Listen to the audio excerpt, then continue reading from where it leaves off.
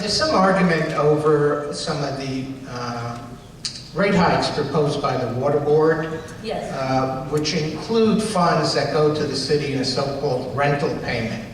Would you support removing that payment so that future water rate hikes, which are now projected at double digits for the next few years, can be reduced?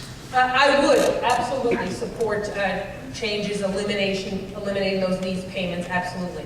You know, we, the council with the mayor, a number of months ago took steps and passed legislation that allowed the city to do water lien sales. And I think that piece of legislation and the council and the mayor coming together on that, and originally the council and the mayor were in quite oppositional places on that, but that we were able to come together to do an appropriate water lien sale that had correct safeguards in it. That is one of the reasons why we prevented a water rate hike a number of months ago. Now, obviously, more reform and more structural changes need to be done given the water rate increase that happened last Friday. So I would absolutely support something like that around the lease payment. So what could you do next year when they come up with another 14.5% hike? Can you block that?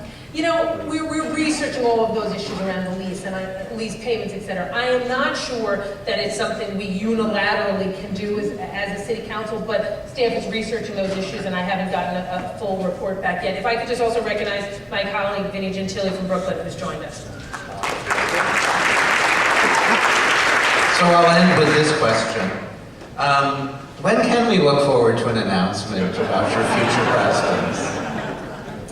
You know, the day, I don't have an answer to that question. I will say the day that we had the press conference relating to the fictitious groups, et cetera, prior to that press conference, I was at a wonderful event with a wonderful group called, which the council does support through discretionary funding, I will say, a group called StoryCorps, which has booths throughout the city where you can go in with another person and make an oral history for yourself and that person. And I had done an oral history with my father, so we did an event right before that. And one of the questions you can ask the other person is, what was the best day in your life? And I asked my father what the best day in his life was, and he said payday, because you have 52 of them a year.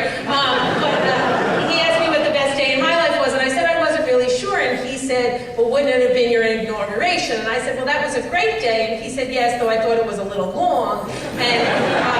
And then he said, well, for the next one, maybe we can make it shorter. So he might have a sooner answer, but I don't know whether if there will be an answer to that question, Craig. But he's not here this morning because he's hard to control in large groups like this. And he might have given an unauthorized, unapproved, not accurate announcement. So. I'd like to call Joe Kaplan back to the podium.